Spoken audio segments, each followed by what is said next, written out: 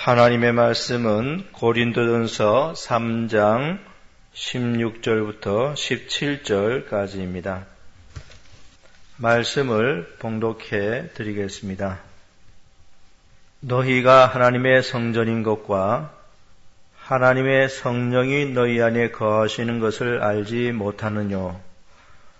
누구든지 하나님의 성전을 더럽히면 하나님이 그 사람을 멸하시리라. 하나님의 성전은 거룩하니 너희도 그러하니라. 아멘.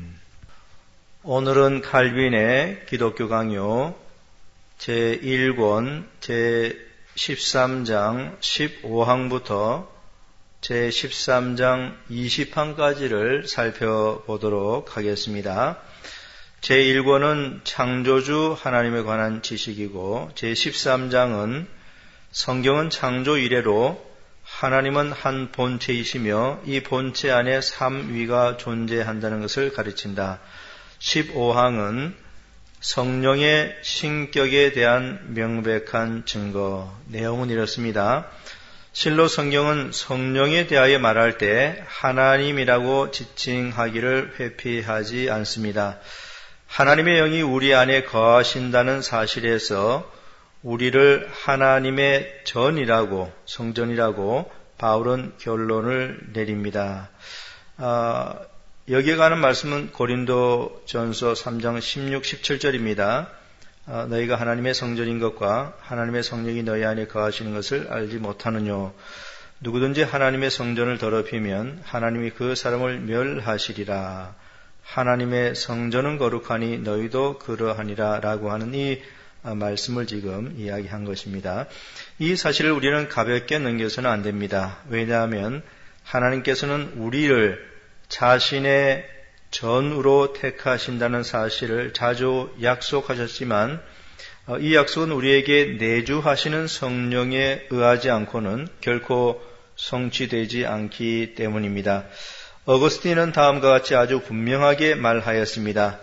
만일 우리가 나무나 돌로 성령의 전을 세우도록 명령을 받았다 해도 이 영광은 오직 하나님만이 받으셔야 하기 때문에 그와 같은 명령은 성령의 신성에 대한 명백한 증거가 될 것이다. 그런데 지금 성령을 위해 성전을 세우라고 하지 아니하시고 우리 자신이 바로 그 성전이 되어야 한다고 말씀하셨으니 이 얼마나 분명한 증거인가. 그리고 사도는 가끔 우리를 하나님의 성전이라고 불렀고 또 어떤 때는 이와 똑같은 의미에서 성령의 전이라고 불렀습니다.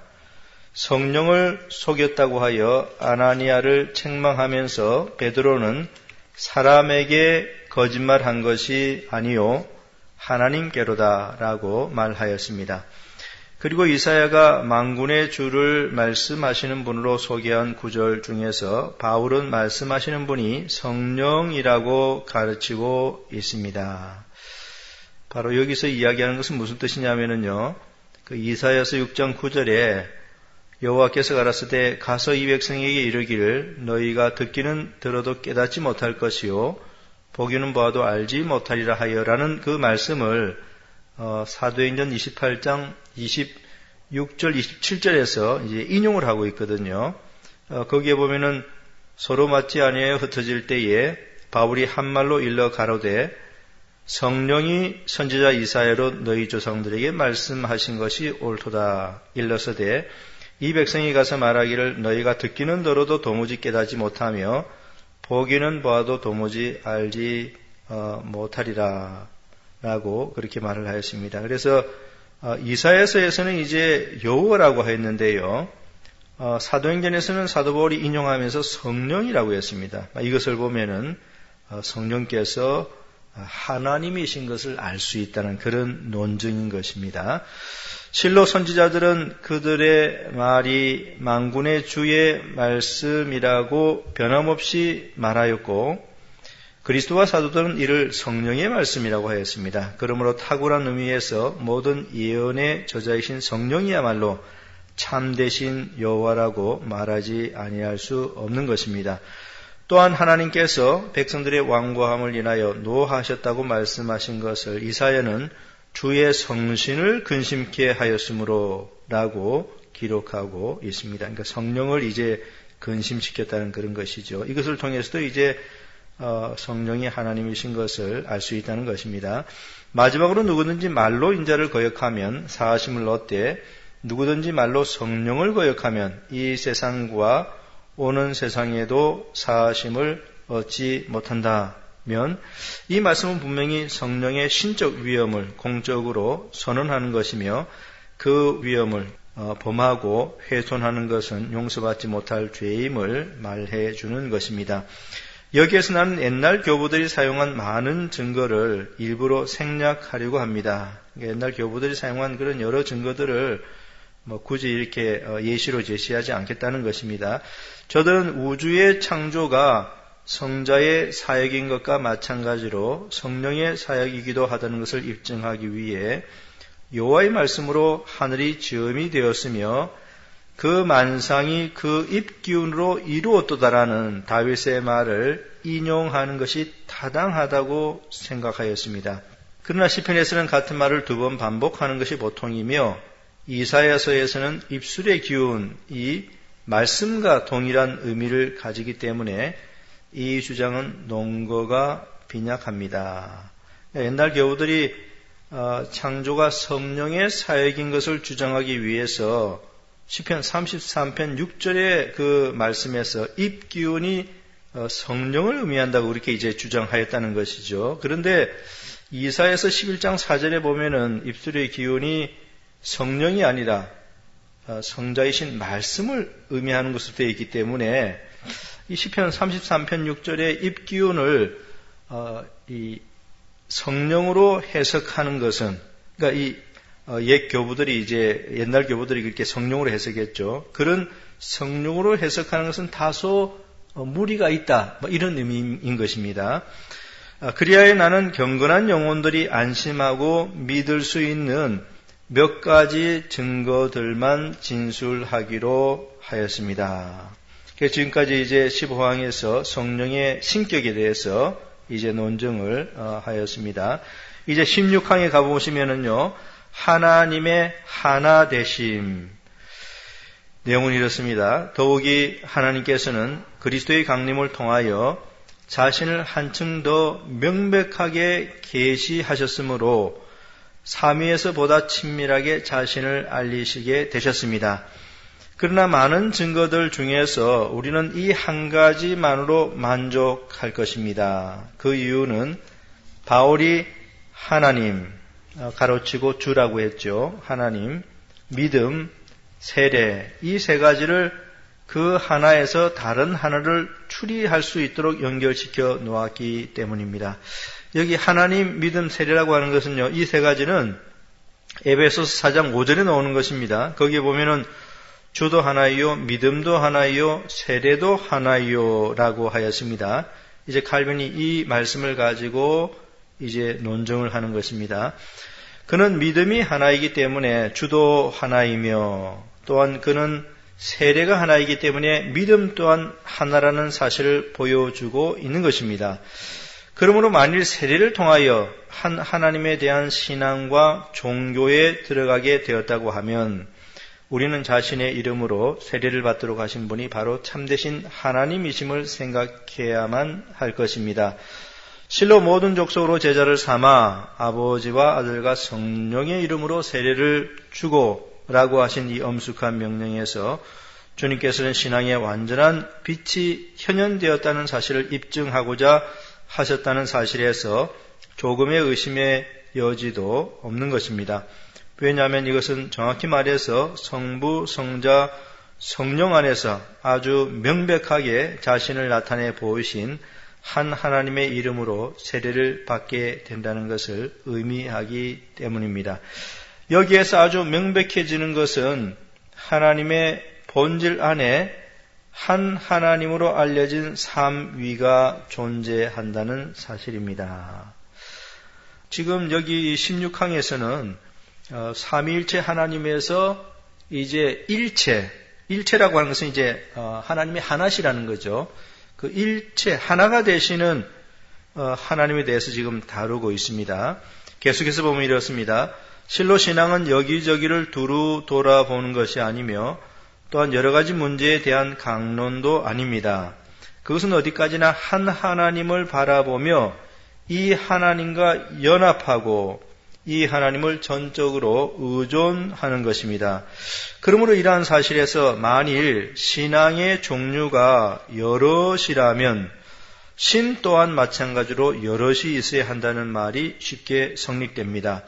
세례는 신앙의 성례이기 때문에 그것이 하나라는 사실에 기초하여 하나님의 유일성을 우리에게 확증해 줍니다.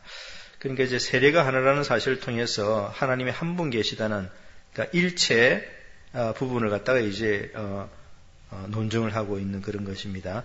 또한 우리는 여기에서 그의 이름으로 세례를 받게 하시는 한 분 하나님께 대한 신앙을 받아들이기 때문에 그를 떠나서는 세례가 허락될 수 없다는 결론에 도달하게 됩니다.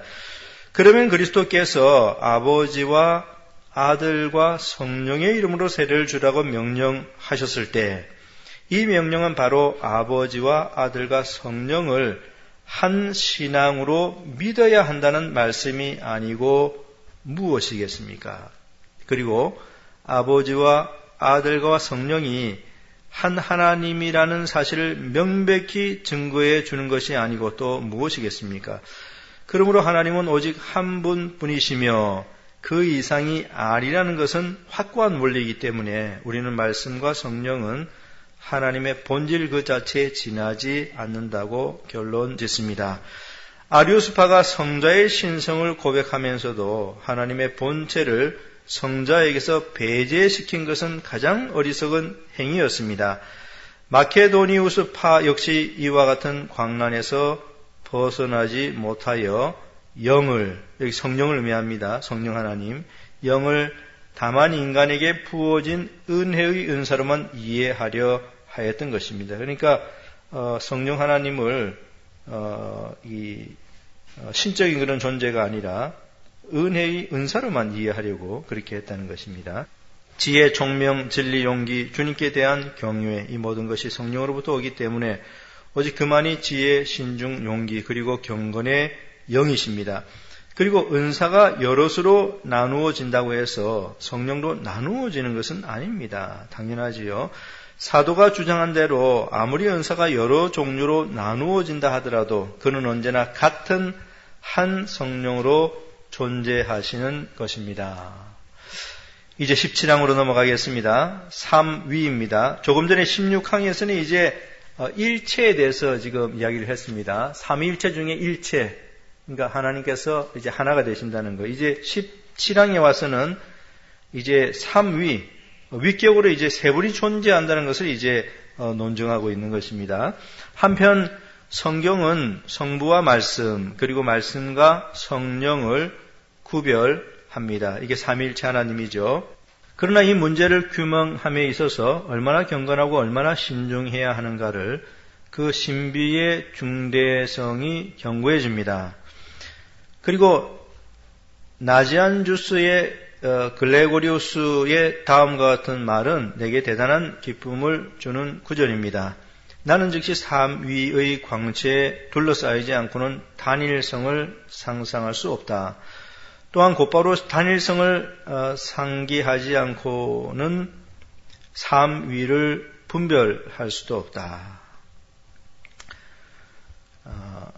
나지안주스의 그레고리우스가 한 말이죠. 여기 단일성이라는 것은 이제 일체를 말합니다. 하나님이 하나이심을 말하는 것이죠.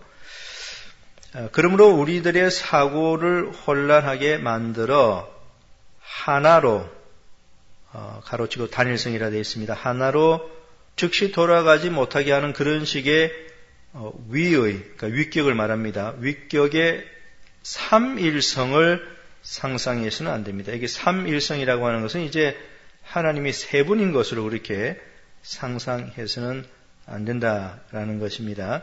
그러니까 삼위의 세 분 하나님을 생각하면서 즉시 이 세 분이 하나라고 그렇게 생각해야 되는 것이지, 이 세 분의 위격인 하나님이 세 분이라고 생각해서는 안 된다는 그런 말인 것입니다.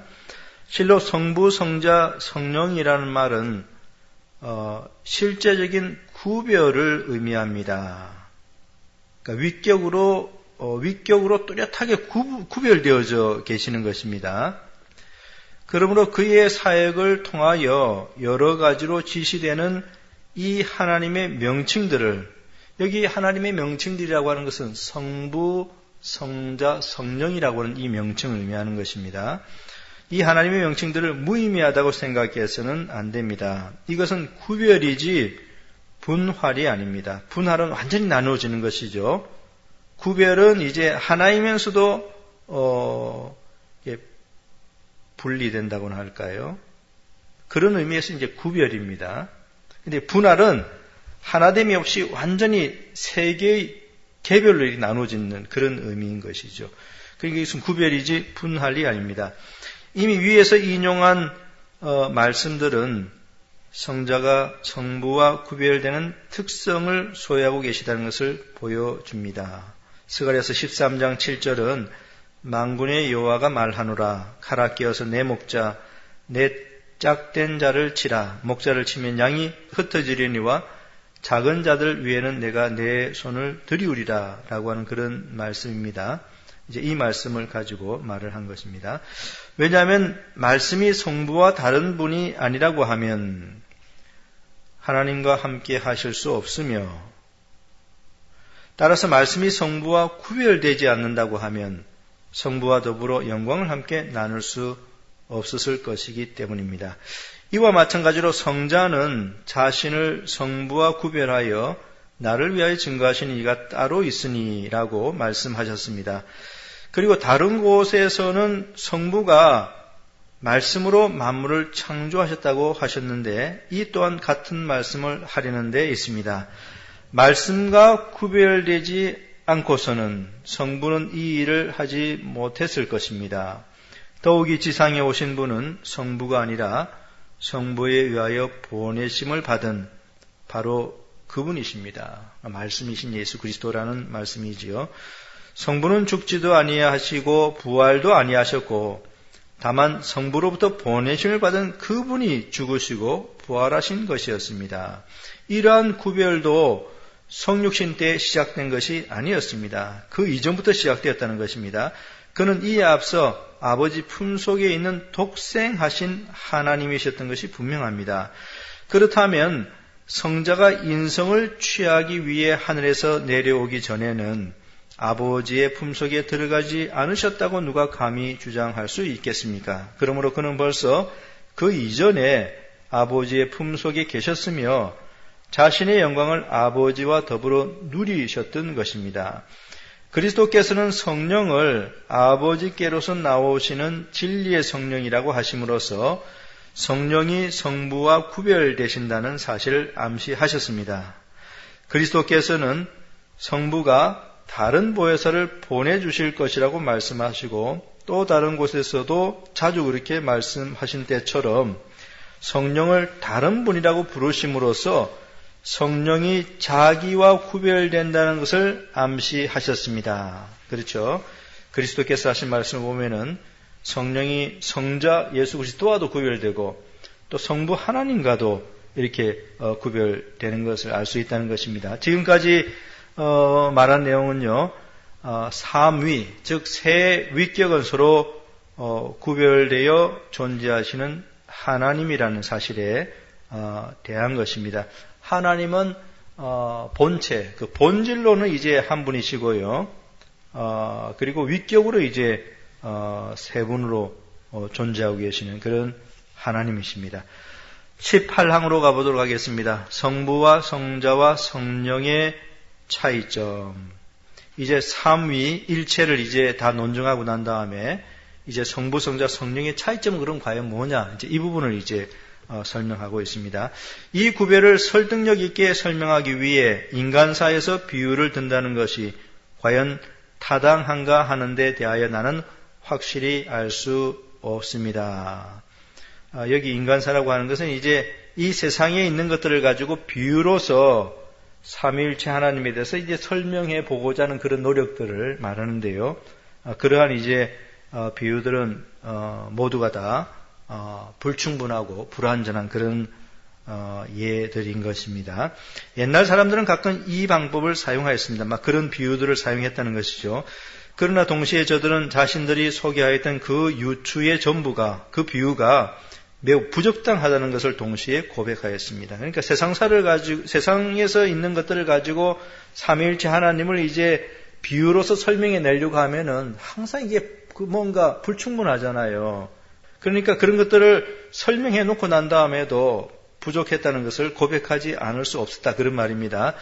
그리하여 나는 여기서 그러한 일체의 무분별한 행동을 두려워하고 있는데 그것은 무엇인가를 부적당하게 소개함으로써 그러니까 그렇게 비유를 들면은 이제 어떤 일이 일어나는가 하면은 요 다음에 있죠. 사악한 사람에게 비방의 기회를 준다는 것이죠. 사악한 사람에게 비방의 기회를, 무지한 사람에게 망상의 기회를 주어서는 안 되기 때문입니다. 그러한 비유들을 듣고 있노라면은 그 비난하는 자들은 이제 그것을 가지고 이제 기독교 교리를 비난할 것이고 삼위일체 교리를 비난하게 될 것이고 또 무지한 사람들은 헛된 망상을 이제 그 비유를 통해서 하게 될 것이기 때문에 이제 칼빈은 자신은 그런 식으로 비유를 말하지 않겠다는 그런 의미로 여기 말하고 있는 것입니다. 그럼에도 불구하고 성경에 표현되어 있는 그 구별에 대하여 묵과하는 것은 온당치 못합니다. 성부, 성자, 성령의 그 구별에 대해서 말합니다. 성경이 말하는 구별은 다음과 같습니다. 곧 성부는 일의 시초가 되시고 만물의 기초와 원천이 되시며 성자는 지혜요 계획이시며 만물을 질서 있게 배열하시는 분이라고 하였으며 그러나 성령님께는 그와 같은 모든 행동의 능력과 효력이 돌려지고 있는 것을 보게 됩니다. 실로 하나님은 지혜와 권능을 떠나서는 결코 존재할 수 없으시며 또한 영원에 있어서는 먼저니 나중이니 하는 것을 찾아서는 안 되기 때문에 성부의 영원성은 또한 성자와 성령의 영원성이기도 합니다. 그러나 성부가 먼저 생각되고, 그러니까 성부가 먼저입니다. 다음으로는 성부로부터 성자를, 그 다음은 성자죠. 그리고 마지막으로 성부와 성자로부터 성령을 생각하게 될 때에 삼위의 순서를 고찰하는 것은 무의미하거나 불필요한 것은 아닙니다. 그러니까 이 순서는 아주 적절하다. 이제 이런 말인 것입니다. 그 순서가 뭐냐면 이제 성부를 먼저 생각하고 그 다음에 성부로부터 성자를 생각하고 그 다음에 성부와 성자로부터 성령을 생각하는 그 순서를 말하는 것입니다. 왜냐하면 모든 인간의 마음은 태어날 때부터 먼저는 하나님을, 다음으로는 그로부터 나온 지혜를, 그 다음으로는 그 계획의 작정을 수행하시는 능력에 대하여 생각하고 싶어하기 때문입니다. 이러한 이유로 성자는 오직 성부에게서만 발생되며 동시에 성령은 성부와 성자에게서 발생된다고 말합니다. 여기 가장 중요한 핵심이 나오고 있습니다. 성자는 성부에게서 발생된다. 성령은 성부와 성자로부터 발생된다. 이게 이제 핵심인 것입니다. 이 사실은 성경의 여러 곳에 기록되어 있지만 로마서 8장보다 더 분명하게 진술된 곳은 없습니다. 여기서는 동일한 영이 아무 차별 없이, 그러니까 성령을 말하죠. 성령이 아무 차별 없이 때로는 그리스도의 영으로, 때로는 예수를 죽은 자 가운데 살리신 이의 영으로, 예수를 죽은 자 가운데 살리신 이는 성부지요. 성부의 영으로 불리고 있으나 그것은 조금도 부당한 것이 아닙니다. 왜냐하면 베드로도 역시 그리스도의 영으로 말미암아 선지자들이 예언하였다고 증거하였으며 또한 성경은 자주 성령을 성부 하나님의 영이라고 가르치고 있기 때문입니다. 이렇게 성부, 성자, 성령은 이제 구별이 되어진다는 것입니다. 19항은 성부와 성자와 성령의 관계에 대해서 이제 말을 하고 있습니다. 내용은 이렇습니다. 더욱이 이 구별은 하나님의 가장 단순한 단일성과 모순되지 않습니다. 그러니까 18항에서 이제 구별에 대해서 이야기를 했는데 19항이 넘어와서는요. 그러한 구별이 하나님의 단일성, 일체와 모순되지 않는다. 이렇게 이제 말을 하고 있습니다.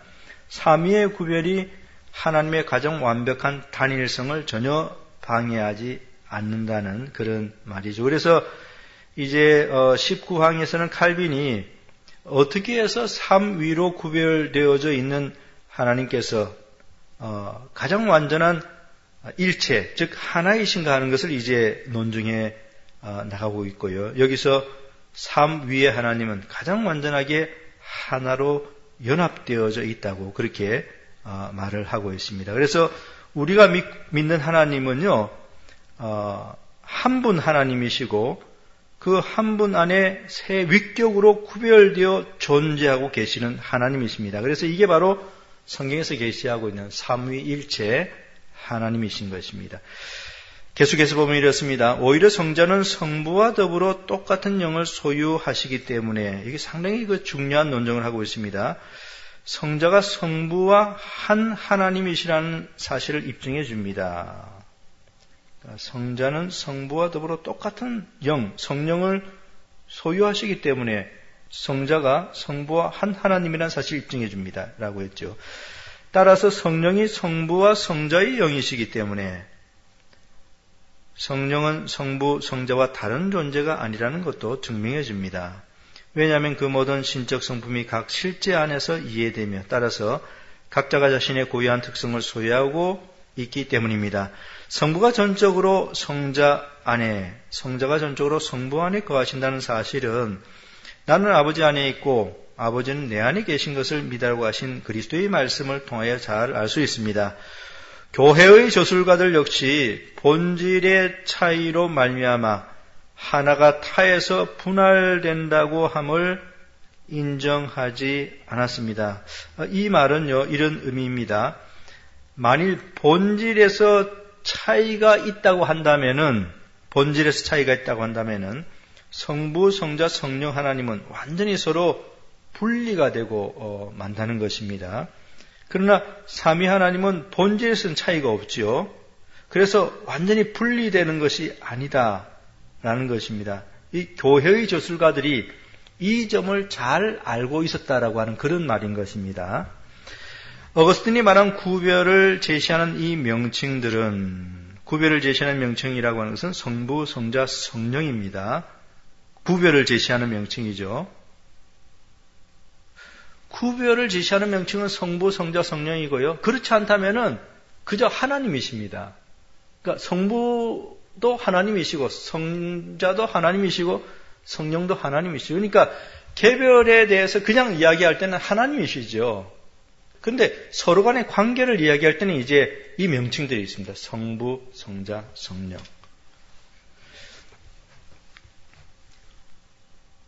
어거스틴이 말한 구별을 제시하는 이 명칭들은 각자의 상호관계를 의미하는 것으로서 단 하나이신 실체 그 자체를 뜻하는 것이 아닙니다. 만약 실체 그 자체를 뜻하면 삼신이 되고 마는 것이죠.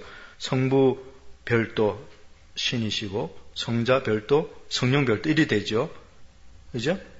그러나 이것은 그런 실체를 말하는 것이 아니고요. 상호 관계를 의미하는 그런 명칭 인 것입니다. 이러한 의미에서 다른 방법으로 생각할 때는 다소 모순이 있는 것처럼 보였던 고대 교부들의 견해가 조화를 이룹니다. 저들은 어떤 때는 성부가 성자의 기원이라고 했으며 또 어떤 때는 성자가 신성과 본질을 스스로 소유한다고 함으로써 성부와 함께 한 군원을 가진다고 주장하였습니다. 어거스틴은 다른 곳에서 이 다양성의 원인을 아주 명백하게 설명하여 다음과 같이 말하고 있습니다. 어거스틴이 이제 지금 인용하는 부분은 아주 그 부분을 잘 설명하고 있는 것입니다. 그리스도는 자신에 대하여는 하나님이라고 불리며 성부와의 관계에서 생각될 때는 성자라고 불린다. 그리고 성부가 자신에 대하여는 하나님이라고 불리고 성자와의 관계에서 생각될 때는 성부라고 불린다. 성자에 대하여 성부라고 불리는 한 그는 성자가 아니며 성부에 대하여 성자라고 불리는 한 또한 그는 성부가 아니다. 그리고 자신에 대하여 아버지라고 불린 분과 자신에 대하여 아들이라고 불린 분은 동일하신 하나님이시다. 여기 어거스틴이 잘 설명을 해 주고 있습니다. 그러니까 성부, 성자, 성령 하나님은 스스로에 대해서 말씀하실 때는 하나님이시지요. 그러나 서로의 관계적인 측면에서 이제 분리할 때는 성부, 성자, 성령으로 그렇게 이제 분리우신다는 것입니다. 그래서 위격은 서로 간의 관계적인 명칭인 것이지요. 계속해서 보면 이렇습니다. 그러므로 성부와 아무 관련 없이 단순히 성자에 대해서만 말할 경우 그를 가리켜 자존하시는 분으로 말하는 것은 매우 타당한 주장이라 하겠습니다. 그리고 이러한 이유에서 우리는 그분을 유일하신 근원이라고 부르는 것입니다. 어거스틴은 그의 삼위일체론 제5권 정권에서 이 문제를 설명하였습니다. 숭고한 신비 속에 교묘하게 파고들어가 많은 공허한 사변의 주의를 배회하는 것보다는 오히려 어거스틴이 진술한 그 관계에 만족하는 것이 더욱 안전합니다. 이제 오늘 마지막 다룰 제20항입니다. 여기서는 이제 삼위일체 하나님이 이제 제목입니다. 내용은 이렇습니다. 그러므로 진심으로 절대를 사랑하며 믿음의 분량으로 만족하는 사람들은 알아두면 유익한 것을 다음과 같은 간단한 형식으로 받아들이도록 합시다. 즉 우리가 한 하나님을 믿는다고 고백할 때 이 하나님의 명칭은 유일하시며 단일하신 본질로 이해된다는 것이며 이 본질 안에는 새 인격 또는 새 실제가 존재한다는 사실입니다. 아주 잘 삼위일체를 설명해 준 그런 말입니다. 그러므로 하나님의 이름이 특수화함 없이 언급될 때 이 명칭은 성부를 지칭하는 것과 마찬가지로 성자와 성령 또한 지칭합니다. 그러나 성자가 성부와 연합될 때 양자는 상호관계를 가지게 되기 때문에 우리는 여기에서 위격들의 사이를 구별해내는 것입니다. 그러나 각 위격의 특성에서 일정한 순서가 있습니다. 예를 들어 성부에게 시작과 근원이 있는 것과 같은 것입니다. 그러므로 성부와 성자 혹은 성부와 성령이 동시에 언급될 때 하나님이라는 명칭은 언제나 성부에게 특별히 적용됩니다. 이와 같이 하여 본질의 단일성이 보존되고 그 정당한 순서가 유지됩니다. 그러니까 위격이 이제 같이 나올 때는 이제 하나님 그러면 성부를 의미하는 것이고 그 다음에 성자, 성령 뭐 이런 식으로 이제 그 순서를 이제 따라서 나오게 된다는 것입니다. 그렇다고 이것이 성자와 성령의 신격을 조금 더 손상시키지는 않습니다. 성부, 성자, 성령이 있다 할 때 무슨 이게 그 차등이 있다는 의미가 절대로 아닙니다. 동일하신 하나님이십니다. 관계 측면에서 이제 그렇게 명칭이 되어지는 것입니다. 그렇기 때문에 이것은 성자와 성령의 신격을 조금 더 손상시키는 것은 아닙니다. 모세와 선지자들이 여호와라고 증거한 하나님의 아들이 바로 그리스도라고 사도들이 주장하였다는 사실을 우리는 이미 위에서 확실히 보았기 때문에 항상 본질의 단일성으로 돌아가야 할 필요가 있습니다. 그러므로 성자를 가리켜 성부와 다른 하나님이라고 부르는 것은 가증스러운 신성 모독죄가 됩니다. 이것은 이제 성자를 성부로부터 완전히 분리해내서 또 다른 어떤 하나님이라고 부르는 것을 말하는 것입니다. 그것은 신성모독죄죠. 이렇게 완전히 개별적으로 분리되는 것은 아니죠. 한 하나님이시면서 위격으로만 구별되어지는 것입니다. 왜냐하면 하나님의 단일 명칭은 어떠한 상관관계도 허락지 않으며 따라서 하나님은 자신에 대하여 이런 하나님이다 혹은 저런 하나님이다 하는 식으로 불릴 수가 없기 때문입니다. 그런데 여호와라는 이름이 어떤 특별한 설명이 없이 그리스도에게 적용된 것은 바울의 다음과 같은 말에서도 밝히 나타나고 있습니다. 이것이 내게서 떠나기 위하여 내가 3번 죽게 간구하였더니 내 은혜가 내게 족하도다라는 그리스도의 응답을 받은 바울은 즉시 다음과 같이 부연하였습니다. 그리스도의 능력이 내게 머물게 하려 합니다. 그런데 여기서의 주라는 말은 여호와라는 말 대신에 사용되고 있음이 확실합니다. 그러므로 이 주라는 말을 중보자의 인격에만 국한시킨다는 것은 어리석고 유치한 일입니다. 왜냐하면 바울은 이 기도에서 성부와 성자와의 관계에 대하여 전혀 구애를 받지 않는 절대적인 표현을 사용하고 있기 때문입니다.